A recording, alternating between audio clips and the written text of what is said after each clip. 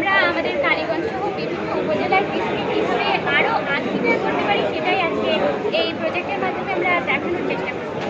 তো প্রথমেই আমরা দিয়েছি যে কলকারখানার বর্জ্যকে পরিশোধন করে কীভাবে প্রাকৃতিক সার বা কম্পোস্ট তৈরি করা যায়, এটা হচ্ছে তার মডেল।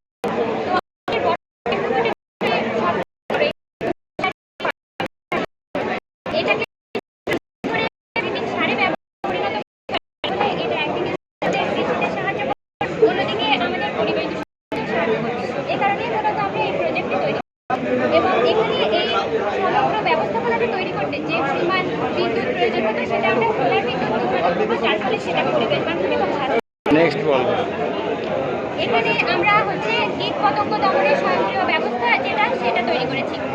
এক্ষেত্রে একটি সেন্সরের মাধ্যমে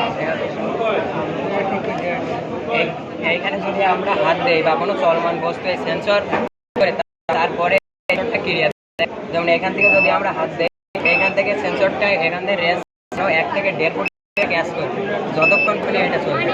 তারপর থেকে যদি এখান থেকে কোনো চলমান বস্তু চলে যায় তার 1 থেকে 1.5 সেকেন্ডের মধ্যে বন্ধ।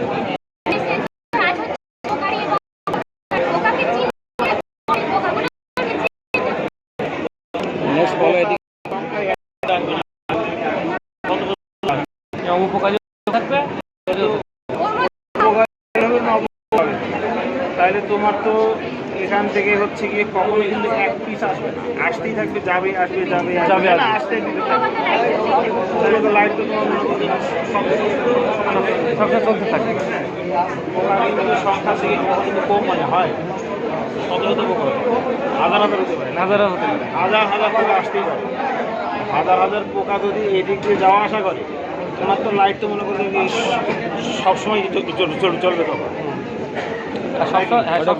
তখন ওটা গরু ছাগলের জন্য টাইমার দিয়ে গরু কখনো সংখ্যার দিক থেকে একটু চিন্তা করে দেখো, পোকা কিন্তু সংখ্যা হবে হিউজ নাম্বারে পোকা।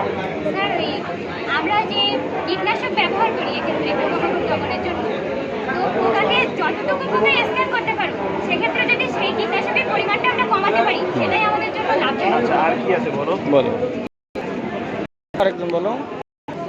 জি, এটা আছে নদীর পানি ব্যবস্থা, মানে নদীর পরিষ্কার মিষ্টি পানিতে পরিণত করা এবং সেখানে চাষ করা এবং লবণাক্ত পানিতে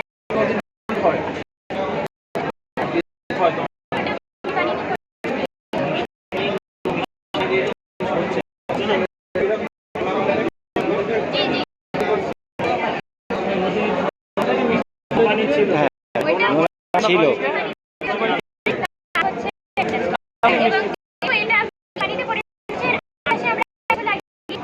ভবিষ্যতে